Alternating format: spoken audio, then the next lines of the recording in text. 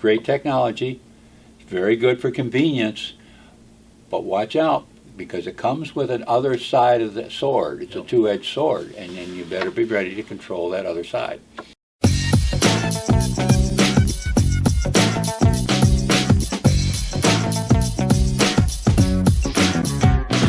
Talking Racine is back. Mr. George Myers is here with me this morning. Morning. Mr. Jim Spodek, our producer, is to my right, and I'm Dr. Ken Yorgan, your host. And man, oh man, we're going to talk about security today, among other things. But security, well, we actually got a video first, don't we? A little video clip, and this is a kind of a prelude to what's coming. Be afraid. Be very afraid. Well, it is 5G that's been rolled out in Racine, and this is a little bit of an explanation of what 5G is, and it's just. You want the headlines now, or wait till later? Let's just run it in. Okay, go ahead and play it. Watch this. You'll love it. Faster 4G LTE networks has transformed our world yet again, ushering in an explosive array of entirely new mobile apps, including Netflix, WeChat, Spotify, Uber, Waze, and Youku. To enable this mobile internet, wireless platforms require ultra-fast, highly secure, and always-on connectivity, as well as GPS location-based services. At the same time this era of mobile technology is being ushered in, an entirely new set of adjacent wireless markets is emerging: the Internet of Things, IoT. Simply put, IoT is the connecting of any device with an on-off switch to the internet and/or each other. This includes everything from tablets, coffee makers, sprinkler systems, cars, wearable devices, and almost anything imaginable. However, this rush to connect everything all of the time is causing a digital data traffic jam. Latency in your mobile game and buffering from your video playback are minor inconveniences when compared to a missed data stream in an autonomous car. 5G is designed to alleviate this network traffic jam and optimize data flow, opening up new applications and markets requiring highly reliable and extremely fast data streams. Today's technology is quite good at handling narrow bands of frequency. However, when it comes to 4K video, live streaming, augmented reality, and other applications with high data demands, the current infrastructure system becomes overtaxed and stressed. Carrier aggregation and MIMO can improve the user experience, but it is still a workaround for what is truly needed. The solution is wider bandwidth. We can get this bandwidth in existing and new spectral radio bands via refarmed LTE bands below 3 GHz through sub-6 GHz new spectrum, and even at millimeter wave bands. 5G brings the wider bandwidth required and will be transformational in nature, supporting data rates 100 times faster than 4G, near zero latency, data throughput at greater than 10 gigabits per second, and the capacity to enable billions of network. So what did you think of that? Huh? Pretty interesting. Yeah. Are you scared, George? I feel like I'm on the brink of 1984, and that was almost 40 years ago. Can you believe that? 36 years ago. Wow. But you have to, 5G it's going to come in. I mean, you're going to have faster internet. You're going to have to, there's more coming, need apps and different things that come online, and they need a bigger runway, if you want to call it, or a bigger. Yeah, and the question highway. is, are we ready for it? Are we going to be able to handle it as a society? And that's as a species. As a species. Well, they roll it out as this great Let's go up a little advantage. higher than that. Yeah. Yeah, well, 5G stands for fifth generation. I always wondered what the G meant. I thought it was like a gigabyte or a gargantuan greatness or something, and it's just fifth generation. So we've had basically 4 incarnations of this technology, and now we're on the verge of the 5th. It's being implemented in some places, and Racine is the first city. First city in Wisconsin that's got 5G now. It's been, rolled out. And My chest is swelling with pride.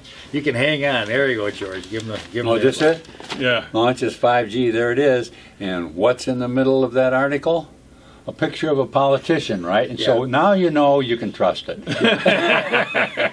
Not just any politician, here. our mayor. Exactly.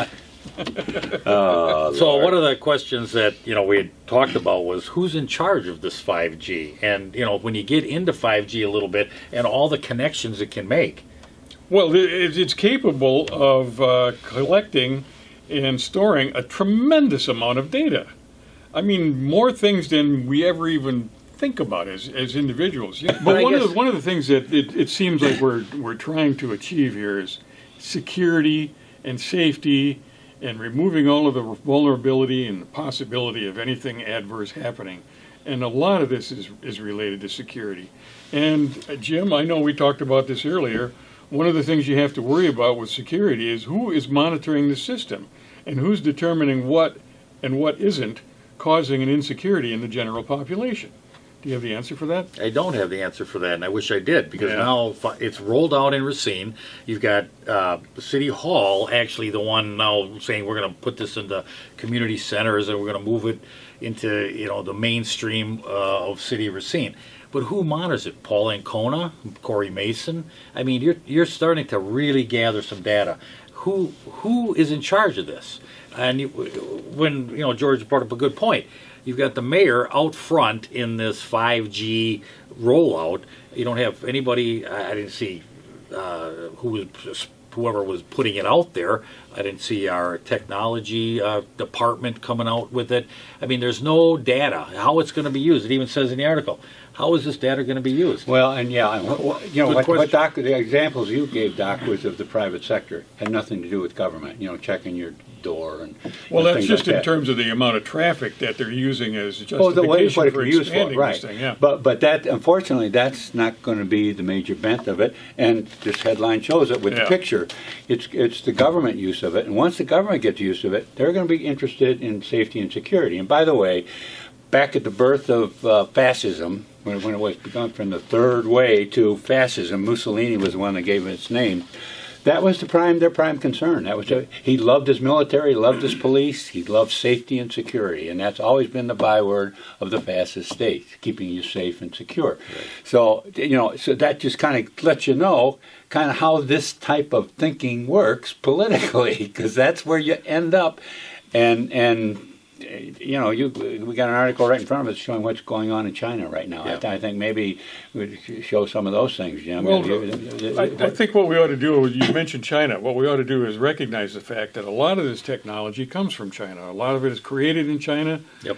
And we don't know, really, when things come into this country, what the capability of it is in terms of gathering data and storing it and evaluating it. And that could be happening right in front of us without ever knowing it. I remember we had Jim Carlini on several months ago, and he Yep. talked about the fact that a lot of drones manufactured in China, they come in, you buy a drone, you send it up, you think you're going to take some nice, cool pictures from way up in the air, and there's a significant percentage of these things that never come back. Well, where are they going? What do they do? What? Yeah. Are they gathering information, or is it just bad luck? You got a bad drone and it crashed somewhere out in Sanders Park or something. Who knows? But, these things are coming in, and China does not have the best human rights record in the world. I mean, let's be honest about They it. don't, And and they're- we tend to, I think, dismiss them a little bit because there's so much poverty over there. We tend to attach that with stupidity or something like that.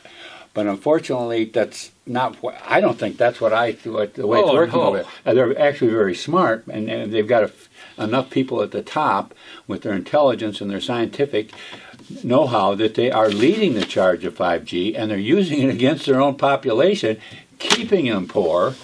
And keeping them under control. Controlled. That's how 5G. It's right there in front of us in China. Sort of, it's kind of in front of us. The way they're monitoring their people over there, keeping them under control, keeping them suppressed, keeping them poor. Well, one of the things that Jim mentioned earlier was the social credit. Planning, outline, and construction of a social credit system. This is directly from China. This is their model to a social credit score, meaning they monitor it. Got a facial social credit recognition. score now. Yeah, This is social good, yeah. credit score. Not like we think of a financial credit score. No. This is Oh, that's a part of it. right. Yeah, there is part of it, but there is a facial recognition, cameras everywhere. I mean, they're rolled out. It's not completely intact as of yet, but 220 this year actually is when they want to actually have it completely in control of the system in the in China. At the moment, the system is piecemeal, some run by city councils, scored by private tech platforms which hold personal data. So what they're doing basically is saying, if you smoke in an undesignated smoking area, you lose some social credits. Well, it's kind of like a technological caste system. Yeah, it is. Yeah. It is. If you don't behave yourself, if you develop too many discredits or whatever you would call them, demotions, if you develop too much of that, there's certain things that you just you don't watch have too many access video to. games. You drink too much liquor. There's multiple different ways that they score you, and there's really no. And then you're blocked from access to certain parts of the social construct. Right. Like maybe you can't get on a bullet train. You want to go visit. Isn't that what those algorithms are about? Exactly. They talk about where they put it into a computer program so they can plug these things It can read the data and it can read the data, and then what it can do is follow that person around, see what he does, and then they go back to the data and say when they do this, and then they can apply it to the rest of the population. It's really very clever. It's scary is what it is, really, when you think about it. That's I'm not scary. afraid because I'm not doing anything wrong. That's the mentality that you have that will usher this in. In some of China's largest cities, a high-tech effort is underway to bust low-level offenders, jaywalkers. Cameras record them going through intersections, zero in on their face, and then publicly shame them on nearby video screens. It's all part of the Chinese government's new social credit system, where people's daily behavior is monitored and rated. I think it's a good thing, this woman said. It makes people more honest. But this social credit rating goes far beyond a traditional credit score, which is based on your finances. China's version factors in everything from jaywalking to smoking on trains to buying too many video games. If your score gets too low, you can be banned from buying plane tickets, renting a house, or getting a loan. Nearly 15 million people have already been prevented from traveling. Journalist Leo Hu is one of them. He recently tried to book a flight but was told he couldn't because he was on the list of untrustworthy people. I can't buy property. My child can't go to private school, he says. You feel like you're being controlled by the list all the time. It can recognize more than 4,000 vehicles. Chinese technology firms such as SenseTime are helping the government effort by developing advanced cameras that use artificial intelligence to track just about everything. This knows every person, every bike, every car, every bus that goes through the frame. You can tell whether it is an adult, a child, a male or female. Police in Beijing have been wearing these glasses that can recognize faces linked to the government's national database to help boost arrests. How advanced is this technology? This is cutting edge. Wu Fei is CEO of a company that makes the glasses. He claims he doesn't know how the government intends to use his technology. I have no idea. Really? Yes. Do you trust the government the way they're using your technology? Sorry, I can't answer this. You can't answer that. This is the outside our scope of Exactly. And the thing was, you mentioned there that it was spread around between different communities. And I think I'm reading this right in that this new 5G technology, because it allows more transfer of data faster, they can now really centralize that. Exactly. Part of the problem of had to keep spread around was because they couldn't transfer data around fast enough. They couldn't exchange it. There's too much data. They'll now know with where this new you're. stuff, You leave the house in the morning, they'll know where you're going before you even make up your mind as to a destination. Even go into the next city or the Right. next. Oh, yeah, absolutely. I mean, matter of fact, to get to that next city, if you have a low social score, you may not be able to get a train ticket to get to that next city. Yeah.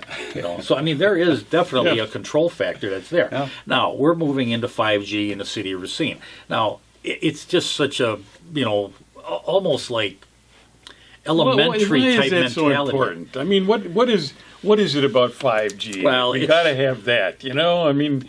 It's a selling point. The selling point that the city's using is the fact that we're going to attract different businesses that are going to need this technology to further their business, and they're going to come here and set up shop. Right. And is it a part of it? It might be. But the fact is, what are you doing with that technology in City Hall, and how is it being implemented I've seen different things in different websites and in different municipalities that actually you want open records, which you can't get in the city of Racine. That's on their website. Just apply for it; it'll come to you.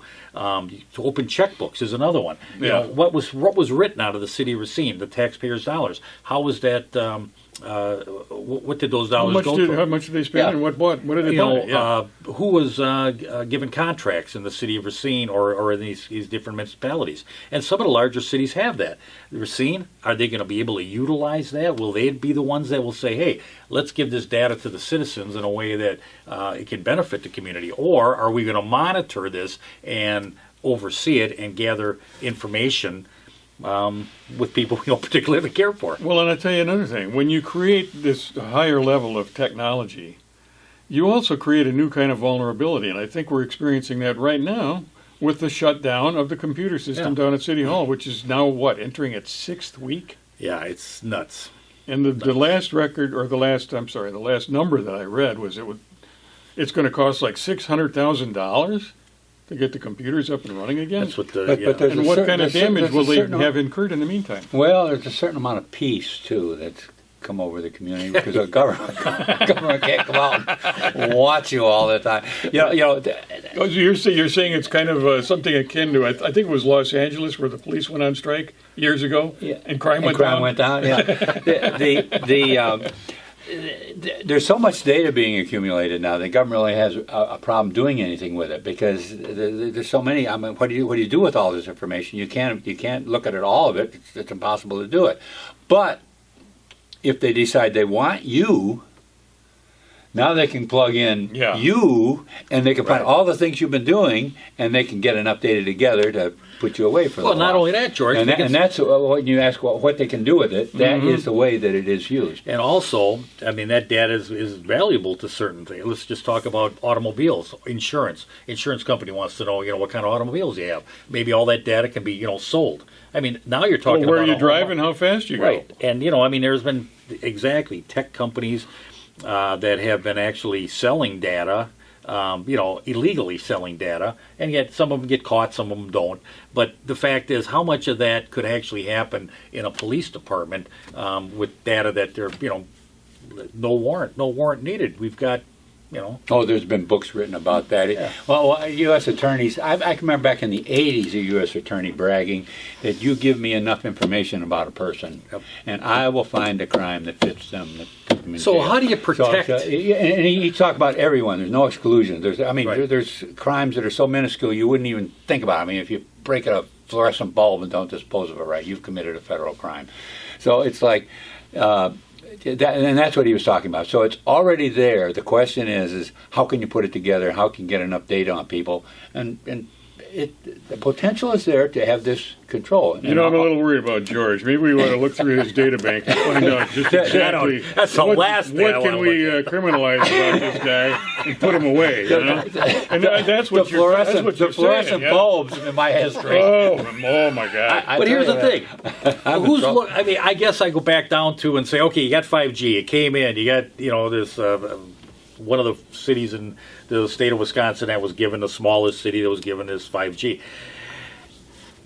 Why isn't that in any of that information put out to the public, or why hasn't any of our representatives in Common Council asked any questions about this? Where is this? I mean, what are we doing? How is this data being gathered? What that data goes to? Who's in control of that data? And how is that data being used outside of Racine? I mean, who's really in charge here? Well, they talk There's no about question. it. Nobody answers It's a those. great technological Exactly. advancement, but It's a song and dance. You're being sold a song and dance. What's it being Yeah, used for? What do we need it for? I'm going to throw this little plug in here right now, guys, because there's an event coming up of March. It's called an Aldermanic Forum, and there's going to be 4 districts represented, 8 candidates if they all show up, and we might just ask them some questions like that. Let's see what the candidates. while they're still responsive. This is in their most vulnerable time when Right. they're up for election. Right. What do you think about this 5G stuff? And what do you think about some of this new development down on the lakefront and some of these other things coming up? Well, I've heard about it, and I'd certainly like to take a closer look at it before I vote on it. Wouldn't it be amazing if one of them actually started answering the question, and spoke Don't hold your breath. knowingly of it?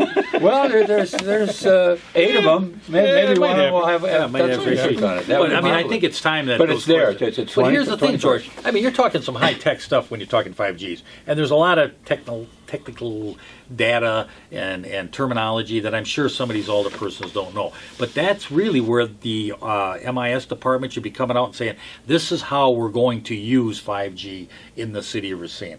This is what we anticipate, and here are some of the things that we're going to. Well, Jim, we just discussed on the last program, we had that aldermanic handbook out. It's up to the aldermen to learn this. Exactly. Where they learn it from is fine. If they want to learn it from staff or they want to go and do their own research, but they're expected to know. Remember, it was something to the degree that democracy is great, majority by rule, but the peril is that they decide in ignorance. Right. And this is the price democracy pays for high-tech stuff. We have to learn about it. Otherwise, if we're just going to turn it over to somebody way up there that knows all about it and leave it to the experts, when the chains start wrapping around your ankles and your wrists, don't be surprised. Don't complain. Don't say you weren't forewarned. We have to know about it, and the aldermen have to know about it. I got a question. They're the ones making the decision. We're relatively older guys. We've lived in a different era. To speak for yourself, Jim. I'm the young guy here. Anyway, But he's got old relatives. Relatively older. That's what I'm talking about. but what I'm saying is, we come from an era that was different. Much different. Now we have a younger group that's moving into the political realm. They've lived with this. It's maybe not as technical as it is today, but it's almost like this natural flow. Do you think that they're looking at what we look at, and when you look at the Constitution, how do you protect rights? How do you protect your warrant? This intrusion into privacy. Do you think that new wave of politicians, the younger politicians that I see, all over You talking TV, about Jason Aikman and Trevor Young? pretty much. Yeah, right. Like they've looked at anything. Yeah, Like are they going to look can at tell us that? any part of the Constitution?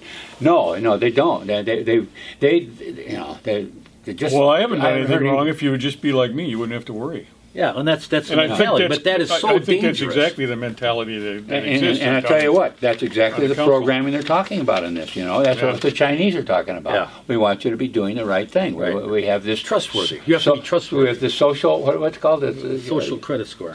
social credit score. Yeah. There's your proof.